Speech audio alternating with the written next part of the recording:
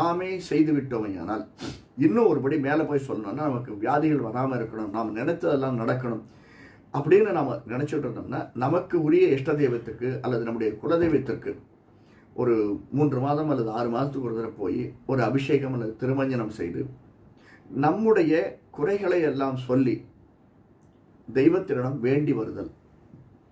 இதற்காக நாம் பணம் செலவழிக்கக்கூடிய பணம் டெபாசிட் பண்ணுற மாதிரி இதெல்லாம் செலவுகள், ஆனால் நல்ல செலவுகள்.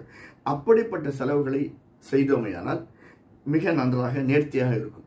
அடுத்தது சின்ன திரை அல்லது பெரிய துறை, நிழல், இசை, கலை சம்பந்தப்பட்ட துறைகள், இது எல்லாமே சேர்ந்ததாக துறைகள் இருக்கக்கூடியது. சுக்கிரன் 5ஆம் இடத்துல இருக்கார், சூரியனும் 5ஆம் இடத்துல இருக்கார். முதல்ல இது ரொம்ப ஓலட்டைலாக இருக்கும். இந்த ஒரு வருடம் ஃபுல்லாகவே கிட்டத்தட்ட அடுத்த வருடம் 2025 ஜூன் ஜூலை வரைக்கும் நமக்கு